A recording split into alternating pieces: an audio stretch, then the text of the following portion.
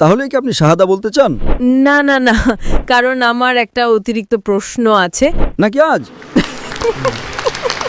খুব ভালো সমাধান, যা কেউ আপত্তি করতে পারবে না। কিন্তু আমি খুব কৌতূহলী। সেই প্রশ্নগুলো করেন যে আপনাকে শাহাদা বলতে উৎসাহিত করবে। আপনার পালানোর কোনো সুযোগ নেই এখন। আমার নাম সোরাইয়া। আমি নেদারল্যান্ডস থেকে এসেছি। এখন আন্তর্জাতিক আইন ও মানবাধিকার নিয়ে কাজ করি। আমার 2টা প্রশ্ন আছে। প্রথম প্রশ্ন হল, যে কেউ মুসলিম ও ক্যাথলিক পরিবারে বড় হয়েছে এবং নিজের ধর্মীয় পরিচয় নিয়ে বিভ্রান্ত, তাকে আপনি কী পরামর্শ দেবেন? বোন, দয়া করে আপনার নামটা আবার বলবেন, আমি স্পষ্ট শুনতে পাইনি। আমার নাম সোরাইয়া। সুরাইয়া। হ্যাঁ। তাহলে আপনি মুসলিম? আমার বাবার দিক থেকে হ্যাঁ। বোনটি খুব ভালো প্রশ্ন করেছেন। তিনি নেদারল্যান্ডস থেকে এসেছেন এবং বর্তমানে আন্তর্জাতিক আইন ও মানবাধিকার নিয়ে কাজ করছেন। তার 2টি প্রশ্ন ছিল। প্রথম প্রশ্নটি হল, যদি কেউ মুসলিম ও ক্যাথলিক পরিবারে বড় হয় এবং নিজের ধর্মীয় পরিচয় নিয়ে বিভ্রান্ত থাকে, তাকে আমি কি পরামর্শ দিতে পারি? তাহলে আপনার বাবা মুসলিম ছিলেন? হ্যাঁ। আর আপনার মা খ্রিস্টান ছিলেন? হ্যাঁ, ক্যাথলিক। ক্যাথলিক। তাহলে আপনি আপনার ধর্মীয় পরিচয় নিয়ে কিছুটা বিভ্রান্ত, তাই না? আপনি জানতে চান কি করবেন? হ্যাঁ। আমি আপনাকে বলবো, আপনি ইসলাম আর খ্রিস্টান ধর্ম, 2টো ধর্মের মধ্যে তুলনামূলকভাবে পড়াশোনা করেন। যখন আপনি 2টো ধর্ম ভালোভাবে জানবেন, তখনই দেখবেন কোনটা সত্য, কোনটা বেশি যৌক্তিক। তারপর সেই ধর্মটি গ্রহণ করেন যেটা আপনার কাছে বেশি সঠিক মনে হবে। ঠিক আছে। আপনি এমন একটা অবস্থানে আছেন যেখানে আপনার বাবা একজন মুসলিম এবং আপনার মা একজন ক্যাথলিক। হ্যাঁ। আপনার বাবা কি নামাজ রোজা করতেন, মানে প্র্যাকটিসিং মুসলিম ছিলেন? হ্যাঁ, ছিলেন। তিনি মারা গেছেন? না না, এখন বেঁচে আছেন। তাহলে তিনি আগে প্র্যাকটিস করতেন, এখন আর তেমন করেন না। ঠিক তাই। আর আপনার মা এখনও প্র্যাকটিসিং ক্যাথলিক? হ্যাঁ। মাশাআল্লাহ। তাহলে বুঝতে পারছি যে আপনি হয়তো আপনার মায়ের কাছ থেকে খ্রিস্টান ধর্ম বেশি শিখেছেন, তাই না? না, উল্টোটা। আমি জীবনের বেশিরভাগ সময় বাবার সঙ্গে ছিলাম। তিনি আমাকে ইসলাম সম্পর্কে অনেক কিছু শিখিয়েছেন। মাশাআল্লাহ, খুব ভালো। তাহলে আপনি ইসলামও জানেন, খ্রিস্টান ধর্মও কিছুটা জানেন। আপনি কি কখনো 2 ধর্মের মধ্যে তুলনা করেছেন? হ্যাঁ, করেছি। তাহলে কোনটা আপনার কাছে বেশি ভালো লেগেছে? আমার বাবারটা। মাশাআল্লাহ, আপনার বাবার ধর্ম আপনার ভালো লেগেছে। বোন, একটা বিষয় খুব স্পষ্ট, যদি আপনি মুসলিম হন, তাহলে আপনাকে যীশুখ্রিস্ট আলাইহিসসালাম সম্পর্কে একটুও খারাপ কথা বলতে হবে না। আগেও বলেছি, ইসলামই একমাত্র অখ্রিস্টান ধর্ম যা যীশুখ্রিস্টে বিশ্বাস করাকে বিশ্বাসের একটি মৌলিক স্তম্ভ বলে গণ্য করে। বোন, আমি আরও জানতে চাই যে আপনি নিজেকে মুসলিম মনে করেন, খ্রিস্টান মনে করেন, নাকি 2 ধর্মের মিশ্র ভাবেন? আমি আমার পারিবারিক পটভূমি ব্যাখ্যা করেছি, কারণ আমি মনে করি যদি আমি কোনো এক ধর্মে নিশ্চিত হই তাহলে আমি ব্যর্থ হব। ওহ, আপনি মনে করেন যদি কোনো এক ধর্মে নিশ্চিত হন তাহলে আপনি ব্যর্থ হবেন? ঠিক তাই। তাহলে বোন, আমার বিশ্লেষণ হলো, আপনি ইসলাম বা খ্রিস্টান ধর্ম 2টার কোনোটাকেই আসলে ভালোভাবে জানেন না। ঠিক আছে। কারণ যদি আপনি সত্যিকারই যে কোনো একটাকে ভালোভাবে জানতেন, তাহলে নিশ্চয়ই একটাকে গ্রহণ করতেন। ঠিক আছে। এটা শুধু আমার বিশ্লেষণ, আমি ভুল হলেও পারি, আর আমি আপনার অনুভূতিতে আঘাত দিতে চাই না। না না, ঠিক আছে। তবে আমার মতে, যদি আপনি সত্যিকারের 2টির যে কোনো একটাকে ভালোভাবে জানতেন, তাহলে সেটাতে নিশ্চিত থাকতেন। এখন আসুন আমি বিষয়টা ব্যাখ্যা করি। ইসলামই একমাত্র অখ্রিস্টান ধর্ম যেখানে যীশুখ্রিস্টে বিশ্বাস রাখা ঈমানের একটি অংশ। এখন যদি আপনি খ্রিস্টান হন আর চার্চের শিক্ষা অনুযায়ী চলেন, তাহলে আপনাকে নবী মুহাম্মদ সাল্লাল্লাহু আলাইহি ওয়াসাল্লামে বিশ্বাস করতে হবে না, তাই তো? যদি আপনি আপনার মা যা শিখিয়েছেন সেটাতে অটল থাকেন। হ্যাঁ। সঠিক? হ্যাঁ। তাহলে যদি আপনি একজন কট্টর খ্রিস্টান হন, আপনি বলবেন মুহাম্মদ সাল্লাল্লাহু আলাইহি ওয়াসাল্লামকে মানার দরকার নেই। তাহলে এতে আপনার মুসলিম বাবার কষ্ট হবে, তাই না? হ্যাঁ। আর যদি আপনি একজন অনুশীলনকারী মুসলিম হন, তাহলে আপনার মাকে কষ্ট দিতে হবে না। কারণ ইসলামও যীশুখ্রিস্টে বিশ্বাস করে। কোনো মুসলমান নয় যদি সে যীশুখ্রিস্ট আলাইহিসসালামকে বিশ্বাস না করে। আমরা বিশ্বাস করি যে তিনি ছিলেন আল্লাহর অন্যতম একজন মহান রাসূল। আমরা বিশ্বাস করি যে তিনি কোনো পুরুষ ছাড়া আল্লাহর ইচ্ছায় অলৌকিকভাবে জন্ম নিয়েছেন। অনেক আধুনিক খ্রিস্টান এটা মানে না, কিন্তু ইসলাম এটা বিশ্বাস করতে বাধ্য করে। আমরা আরও বিশ্বাস করি যে তিনি আল্লাহর অনুমতিতে মৃতদের জীবিত করেছেন, অন্ধ কুষ্ঠরোগীদের সুস্থ করেছেন। আসলে মুসলমানরা কোরআনে যীশুখ্রিস্ট আলাইহিসসালামকে খ্রিস্টানদের বাইবেলের তুলনায়ও বেশি সম্মান দেয়। আপনার মা কি যীশুখ্রিস্ট আলাইহিসসালামের নাম নেওয়ার পরে বলেন আলাইহিসসালাম? না। আমি বলি ঠিক না? ঠিক। এবং আপনার বাবাও হয়তো বলতেন, তাই না? হ্যাঁ। তাহলে বলুন, কে যীশুখ্রিস্ট আলাইহিসসালামকে বেশি সম্মান করে? ইসলাম। ঠিক বলেছেন। তাই সিদ্ধান্তটা খুব সহজ। যদি আপনি মুসলিম হন, তাহলে আপনি কি যীশুখ্রিস্ট আলাইহিসসালামের উপর বিশ্বাস রাখতে হবে। আপনি কি জানেন অনেক খ্রিস্টান আছেন যারা যীশুখ্রিস্ট আলাইহিসসালামে বিশ্বাসী করেন না? হ্যাঁ। তারা যীশুখ্রিস্ট আলাইহিসসালামকে সম্মান করে না। কিন্তু আপনি একজন মুসলমানও খুঁজে পাবেন না যে বলবে আমি যীশুখ্রিস্ট আলাইহিসসালামকে সম্মান করি না। যদি কেউ এমন বলেন, তাহলে সে মুসলমানই থাকবে না। আপনি কি এটা জানেন? হ্যাঁ। ঠিক তাই, মুসলিম যীশুখ্রিস্ট আলাইহিসসালামকে অসম্মান করতে পারে না। তার নাম নেওয়ার পর আমাদের বলতে হয় আলাইহিসসালাম। সাধারণ কেউ ভুলে না বললে হয়তো ক্ষমা পেতে পারেন, কিন্তু আমি একজন জ্ঞানের ছাত্র হিসেবে আমাকে অবশ্যই তাকে সম্মান করতে হবে। হ্যাঁ। তাহলে দেখুন, ইসলামকে সঠিকভাবে বুঝলে দেখা যায় যে ইসলাম খ্রিস্টান ধর্মের অনেক মূল শিক্ষা ধারণ করে। বেশিরভাগ খ্রিস্টান বিশ্বাস করে যীশুখ্রিস্ট আলাইহিসসালাম নিজেকে ঈশ্বর বলেছেন অথবা তিনি ঈশ্বরের পুত্র, কিন্তু মুসলমানরা এতে একমত না। এবং তুলনামূলক ধর্মতত্ত্বের ছাত্র হিসেবে আমি যে কোনো খ্রিস্টানকে চ্যালেঞ্জ করছি, বাইবেলের কোনো জায়গা থেকে আমাকে একটা স্পষ্ট উক্তি দেখান যেখানে যীশুখ্রিস্ট আলাইহিসসালাম নিজেই বলেছেন যে আমি ঈশ্বর, অথবা বলেছেন আমার পূজা করো। যদি কোনো খ্রিস্টান বাইবেল থেকে এমন একটা স্পষ্ট এবং সুস্পষ্ট বাক্য দেখাতে পারেন, তাহলে আমি ডাক্তার জাকির নায়েক এখনই খ্রিস্টান ধর্ম গ্রহণ করতে প্রস্তুত। আপনি যদি বাইবেল পড়েন, যীশুখ্রিস্ট নিজেই বলেছেন যে আমার পিতা আমার চেয়ে মহান। In Gospel of John chapter number 14 verse number 20. আবার তিনি বলেন Gospel of John chapter 10 verse number 29. আমার পিতা সবার চেয়ে শ্রেষ্ঠ। It's mentioned in the Gospel of Matthew chapter number 12 verse number 28. যীশুখ্রিস্ট বলেন আমি ঈশ্বরের আত্মা দিয়ে শয়তান তাড়াই। In the Gospel of Luke chapter number 11 verse number 20, Jesus Christ peace be upon him says, আমি ঈশ্বরের আঙুল দিয়ে শয়তান তাড়াই। it's mentioned in the Gospel of John chapter number 5 verse number 30. যীশুখ্রিস্ট স্পষ্ট বলেন আমি নিজে থেকে কিছুই করতে পারি না, যেমন শুনি তেমনি বিচার করি।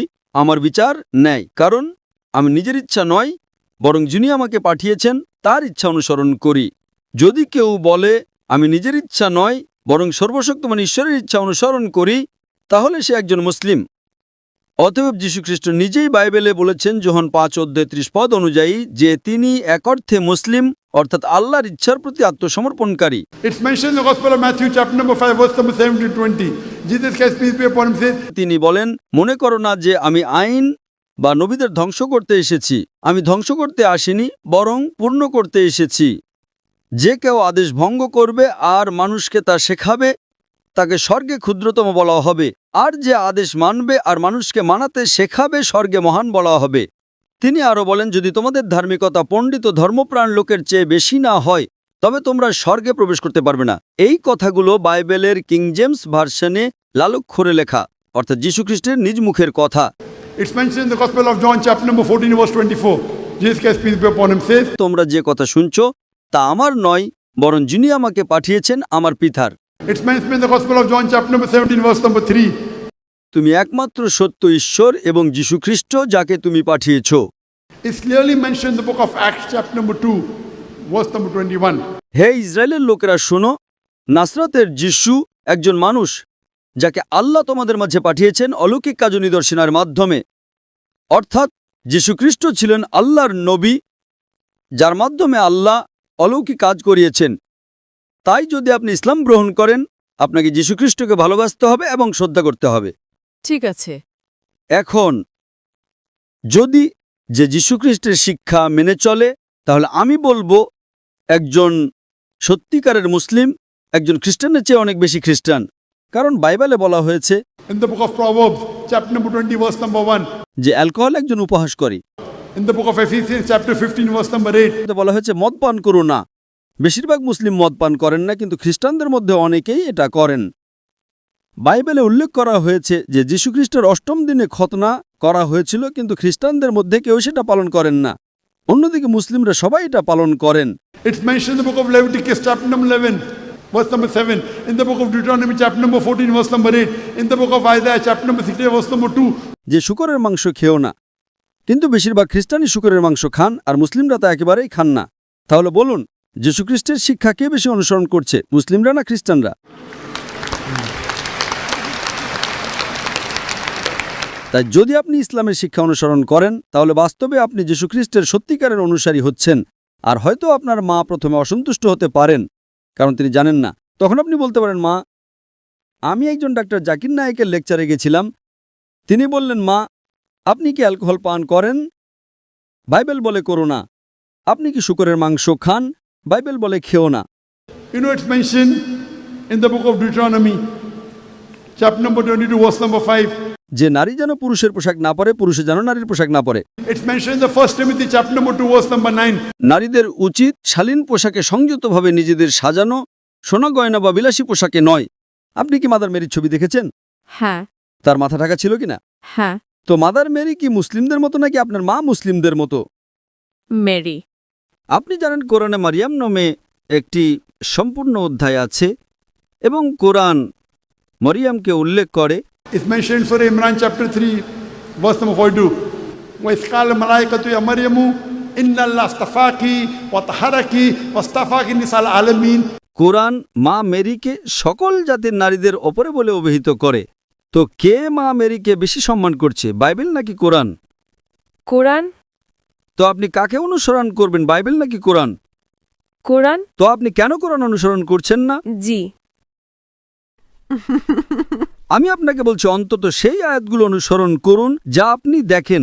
আমি আপনাকে একটা সমাধান দেব বোন, ঠিক আছে? সমাধান, খুব ভালো সমাধান যা কেউ আপত্তি করতে পারবে না। আপনার বাবা মায়ের কাছে যান এবং বলুন যে ঠিক আছে, আমি সেটা অনুসরণ করব যা সাধারণ।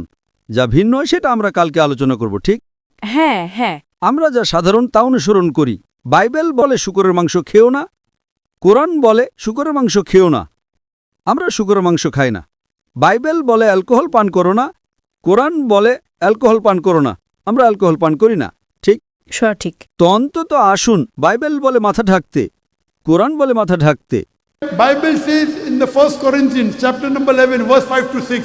যে নারী মাথা না ঢেকে প্রার্থনা করে সে তার মাথাকে অসম্মান করে, তার মাথা মুড়িয়ে ফেলা উচিত। কোরআনে এমন কোনো আয়াত নেই। তো বাইবেল কোরআনের চেয়ে বেশি কঠোর, যা আপনাকে আপনার মাথা ঢাকতে হবে। এমনকি কোরআনেও বলে মাথা ঢাকতে। সূরা নূর অধ্যায় 24 শ্লোক 31-এ মুমিন নারীদের বলো তাদের দৃষ্টি অবনত রাখতে এবং তাদের শালীনতা রক্ষা করতে এবং তাদের মাথা ও বক্ষকে আবৃত করতে। তো বোন, আপনি কেন অন্তত দুটোই অনুসরণ করছেন না? আপনার পালানোর কোনো সুযোগ নেই এখন, ঠিক? সঠিক। আপনাকে হিজাব করতে হবে। কখন থেকে? সময় হলে। আরে বাইবেল বলছে, কোরআন বলছে, আপনি বলছেন সময় হলে, নাকি আজ? হয়তো আপনাকে একটা কিনতে হবে। আপনি কিভাবে বলছেন সময় হলে? আমি আপনাকে রেফারেন্স দিচ্ছি। আজ থেকে আপনাকে আপনার মাথা রাখতে হবে। আপনাকে অ্যালকোহল পান করতে হবে না, আপনাকে শূকরের মাংস খেতে হবে না, আপনাকে নামাজ পড়তে হবে। আমি লেকচারে বলেছিলাম, ঠিক? আমি লেকচারে বলেছিলাম যে সিজদার ক্ষেত্রে It's mentioned in the Gospel of in the book of Genesis chapter number 17 verse number 3. যে আব্রাহাম তার মুখের উপর উপুড় হয়ে ঈশ্বরের কাছে প্রার্থনা করলেন। It's mentioned in the book of Numbers chapter number 20 verse number 6. যে মোশি এবং হারুন তারা মুখের উপর হয়ে গেল ঈশ্বরকে উপাসনা করতে। It's mentioned in the book of Joshua chapter number 15 verse number 4. যেহোশুয়া তার মুখের উপর উপুড় হয়ে ঈশ্বরকে উপাসনা করলেন। It's mentioned in the Gospel of Matthew chapter number 26 verse 39. যে যীশু খ্রিস্ট তার উপর শান্তি বর্ষিত হোক গেতসেমানির বাগানে 2-3 কদম এগিয়ে গেলেন, মুখের উপর উপুড় হলেন, উপাসনা করলেন। তো যীশুখ্রিস্ট যখন সিজদায় আছেন, বাইবেলে উল্লেখ আছে এমনকি নামাজের জন্য আপনাকে সিজদা করতে হবে, ঠিক না ভুল? সঠিক। কিন্তু খ্রিস্টানরা সাধারণত সিজদা করে না। তো আপনাকে অন্তত বাইবেল এবং কোরআনে যা সাধারণ তা অনুসরণ করতে হবে, যা ভিন্ন তা আমরা কালকে আলোচনা করতে পারি। আপনাকে আপনার বাবা মা দুজনকেই সন্তুষ্ট করতে হবে প্রথমে, এবং তারপর আপনি আল্লাহকে সন্তুষ্ট করেন। প্রথমটা হলো আল্লাহকে সন্তুষ্ট করা। কিন্তু আমার সমাধান হলো অন্তত যা সাধারণ তা প্রথমে অনুসরণ করেন, যা ভিন্ন তা আমরা কালকে আলোচনা করতে পারি। যদি আপনার মা বলেন যে না না না এটা চার্চের শিক্ষা নয়, আপনাকে বাইবেল অনুসরণ করতে হবে, চার্চকে নয়, ঠিক? সঠিক। বাইবেল খ্রিস্টান ধর্ম অনুযায়ী ঈশ্বরের বাণী, চার্চের কথা নয়। সুতরাং আগে মিলের জায়গাগুলো মেনে চলি, পার্থক্যগুলো নিয়ে পরে কথা বলতে পারি। তো সাধারণ বিষয় হলো আপনাকে যীশুখ্রিস্টকে বিশ্বাস করতে হবে যে যীশুখ্রিস্ট তিনি নিজেকে কখনো ঈশ্বর বলেননি। আপনাকে বিশ্বাস করতে হবে না যে তিনি ঈশ্বর। তারপর আপনাকে জানতে হবে যীশুখ্রিস্ট তার উপর শান্তি বর্ষিত হোক।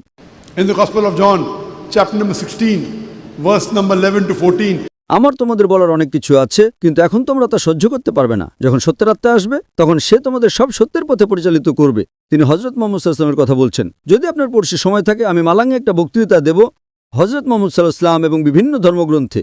তো যদি আপনি এটা অনুসরণ করেন, আপনাকে হযরত মুহাম্মদ সাল্লাল্লাহু আলাইহি ওয়াসাল্লামকে বিশ্বাস করতে হবে। আপনার কোনো পছন্দ নেই। তবে আশা করি ইনশাআল্লাহ বোন, খুব শীঘ্রই আপনি একজন প্র্যাকটিসিং মুসলিম হবেন এবং একজন প্র্যাকটিসিং খ্রিস্টান হবেন।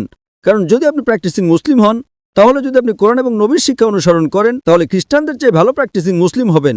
আশা করি প্রশ্নের উত্তরটা পেয়েছেন বোন। ঠিক আছে, আপনাকে অনেক ধন্যবাদ। যেহেতু আপনি বলেছেন যে আপনি একটা মিশ্র পট্টভূমি থেকে এসেছেন এবং এখন যেহেতু আমার সংক্ষিপ্ত উত্তর শুনেছেন, আপনি কি মনে করেন যে একজন ঈশ্বর আছেন?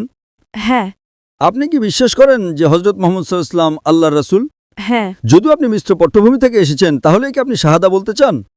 না না না, কারণ আমার একটা অতিরিক্ত প্রশ্ন আছে, কিন্তু আমি খুব কৌতূহলী। আচ্ছা ঠিক আছে, আপনি পরে প্রশ্নটা করতে পারেন বোন, আমি এখানে আছি। প্রথমে আমরা অমুসলিমদের প্রশ্ন শেষ করব। আপনি যতগুলো প্রশ্ন চান জিজ্ঞাসা করতে পারেন, যতক্ষণ না কোনো অন্য অমুসলিম না থাকে। আপনি জিজ্ঞেস করতে পারেন বোন, কোনো সমস্যা নেই। ঠিক আছে, তাহলে আমার দ্বিতীয় প্রশ্ন হলো, সেই প্রশ্নগুলো করেন যে আপনাকে শাহাদা বলতে উৎসাহিত করবে। ইসলামে যদি একজন মুসলিম মানবাধিকার কর্মী হয়ে মানবাধিকারের জন্য লড়াই করার সময় এমন সম্প্রদায়ের পক্ষে ওকালতি করে যাদের কিছু বিশ্বাস বা কাজ ইসলাম মতে ভুল, যা ইসলামে হারাম, তো সে কি তাদের জন্য লড়তে পারবে? বোন, খুব ভালো একটি প্রশ্ন করেছেন যে যদি কেউ মানবাধিকারের জন্য লড়াই করে এবং মানবাধিকারের জন্য লড়াই করার সময় সে অমুসলিমদের অধিকারের জন্য লড়াই করে এবং অমুসলিমদের অধিকারের জন্য যা ইসলামে হারাম, তো সে কি তার জন্য লড়তে পারবে? খুব ভালো প্রশ্ন। প্রথমত, ইসলামে এমন কিছুই হারাম নেই যা অন্য কোনো মানুষের জন্য ভালো। ইসলামে যা কিছু হারাম তা মানুষের জন্য ভালো নয়। এটা একটা ভুল ধারণা হতে পারে বোন, যে আপনি মানবাধিকারের জন্য লড়াই করছেন। উদাহরণস্বরূপ একজন ব্যক্তি অ্যালকোহল পান করতে চায়, ঠিক আছে, আমি অ্যালকোহল পান করতে চাই, আপনি পান করতে চান, ঠিক আছে, মানবাধিকার, তাদের অ্যালকোহল পান করতে দিন। না, তাদের অ্যালকোহল পান করতে দেবেন না। আমি একজন মেডিকেল ডাক্তার, যদি সে অ্যালকোহল পান করতে থাকে সে মারা যাবে, সঠিক। সুতরাং এটি একটা ভুল ধারণা। ইসলাম যা কিছু হারাম বলেছে তা আসলে মানুষের জন্য খারাপ। আপনি হয়তো যৌক্তিক কারণ জানেন না, আপনি হয়তো বৈজ্ঞানিক কারণ জানেন না, আপনার হয়তো মেডিকেল পটভূমি নেই, তাই না? ইসলামে এমন একটা জিনিস দেখান যা হারাম এবং মানবতার জন্য ভালো। শুধু একটি নয় বোন, আপনি ইসলামে এমন একটা জিনিসও দেখাতে পারবেন না যা হারাম করা হয়েছে এবং মানবতার জন্য ভালো। আপনি বুঝতে পারছেন বোন? আমি বুঝতে পারছি আপনি কি বলছেন। সুতরাং আপনার প্রশ্নটা একটা কাল্পনিক প্রশ্ন। হ্যাঁ, আপনি কি বলতে পারেন যে যদি একজন ব্যক্তি খ্রিস্টান হয়, সে যীশুখ্রিস্টের উপাসনা করছে, আমি কি গিয়ে তাকে সাহায্য করতে পারি? যদি সে দরিদ্র হয়, আপনি কি দান করতে পারেন? অবশ্যই আপনি পারেন। ইসলাম কখনো অমুসলিমদের সাহায্য করতে নিষেধ করে না। আপনি দান করতে পারেন, কেন নয়? আপনি তাকে সাহায্য করতে পারেন, কিন্তু ভুল জিনিসগুলো তো তাদের সমর্থন করতে পারবেন না। যদি সে খাবারের জন্য টাকা চায়, আপনি দিতে পারেন, কিন্তু আপনি তাদের মাদক কেনার জন্য টাকা দিতে পারবেন না। একজন মাদকাসক্ত আছে যে বলে, ঠিক আছে আমি মাদক গ্রহণ করতে চাই, ঠিক আছে আপনি তাকে মাদক গ্রহণ থেকে বিরত রাখার জন্য সমর্থন করেন, খুব ভালো, কিন্তু আপনি তাকে মাদক কেনার জন্য টাকা দিতে পারবেন না। আপনি বুঝতে পারছেন বোন? হ্যাঁ।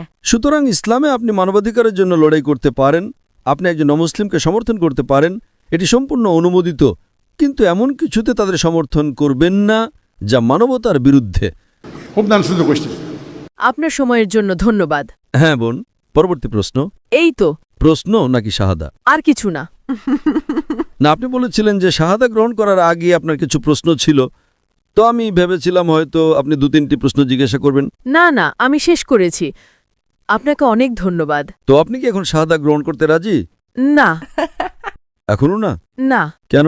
কারণ এটা অন্য একটা মানবাধিকারের দৃষ্টিকোণ থেকে এবং সমাজের প্রতি নৈতিক দায়িত্ব থেকে বেশি আসে।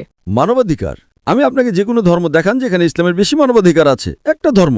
এটা আমি মনে করি প্রশ্নটার মূল বিষয় ধর্মীয়ভাবে কম, কিন্তু প্রান্তিক সম্প্রদায়গুলোর ওপর। হ্যাঁ, এটা সে অর্থে একটি বিস্তৃত আলোচনা। কিন্তু আপনি কি আপনার নিজের এবং আপনার আখিরাত নিয়ে চিন্তিত নন? আপনি মানবাধিকারের জন্য লড়াই করছেন, প্রথমে আমাদের নিজেদের নিয়ে চিন্তিত হওয়া উচিত। আপনি জানেন বোন, আমি আপনাকে উদাহরণ দিচ্ছি, যখন আপনি একটি বিমানে যান এবং বায়ুর চাপ কমে যায়, তখন কি বলা হয়? প্রথমে অক্সিজেন মাস্ক নিজে পরুন, আপনার ছেলের জন্য নয়, তাই না? কেন? যদি আপনি প্রথমে আপনার ছেলেকে পরান, আপনি অজ্ঞান হয়ে যেতে পারেন, দুজনে মারা যাবে, তাই না? প্রথমে অক্সিজেন মাস্ক আপনার মুখে পরুন, তাই না? হ্যাঁ। সুতরাং আপনি কি আখিরাত সম্পর্কে ভেবেছেন বোন? আপনি অন্য মানুষকে বাঁচাচ্ছেন, আপনি কি আপনার জীবন সম্পর্কে ভেবেছেন? আমি দুঃখিত, আমি খুব সরাসরি কথা বলছি বোন, আপনার যত্ন নিয়ে আমি, এই জন্যই আপনার সম্পর্কে চিন্তিত আমি, সঠিক বোন? হ্যাঁ। সুতরাং আল্লাহ বিচার দিবস আমাকে জিজ্ঞেস করবেন, এই বোনটা এসেছিল, আপনার কথা শুনেছিল, আপনি কেন তাকে রাজি করালেন না? আমি আমার যথাসাধ্য চেষ্টা করছি, সঠিক বোন? সুতরাং প্রথমে মানবাধিকারের জন্য প্রথমে আপনাকে নিজের যত্ন নিতে হবে। তা আপনি কি আখিরাত সম্পর্কে ভেবেছেন? নাকি আপনি আখিরাতে বিশ্বাস করেন নাকি করেন না? আপনি মৃত্যুর পরে জীবনে বিশ্বাস করেন নাকি করেন না? খ্রিস্টানরা বিশ্বাস করে এবং মুসলিমরা বিশ্বাস করে, উভয় বিশ্বাস করে, তাই না? সুতরাং আপনি কি ভেবেছেন যে পরের বছর আপনার কি হবে? আমি ভেবেছি, কিন্তু সেটা সত্যি ভালো উত্তর নয়। যে যদি আপনি মৃত্যুর পরের জীবনে বিশ্বাস করেন, তাহলে কি আপনি বিশ্বাস করেন যে স্বর্গ এবং নরক আছে? সে অর্থে থাকতে পারে। তাহলে আপনি কি স্বর্গে না নরকে যেতে চান? যৌক্তিক উত্তর হবে স্বর্গ। সঠিক, খুব যৌক্তিক, এবং আমি বিশ্বাস করি আপনি যৌক্তিক বোন। তো এখন আমার প্রশ্ন হলো, যদি স্বর্গে যেতে চান, তাহলে স্বর্গে যাওয়ার জন্য আপনি কি করেছেন? স্বর্গে যাওয়ার মানদণ্ড কি? এখন যখন আপনি কোনো পরীক্ষায় উপস্থিত হন, প্রথমে কি করেন? কি পাঠ্যপুস্তক আছে তা পড়েন। পাশ করার মানদণ্ড কি? তো আপনি কি বাইবেলের উপর ভিত্তি করে মানদণ্ড পড়েছেন নাকি কোরআনের উপর ভিত্তি করে? উভয়ভাবেই। সাধারণ জিনিসগুলো নিন। সেটা কি? প্রথমত ঈশ্বরে বিশ্বাস করা যে একজন ঈশ্বর আছেন, তাই না? হ্যাঁ। প্রথমত রাসূলকে বিশ্বাস করা, আল্লাহর শেষ এবং চূড়ান্ত রাসূল, তাই না?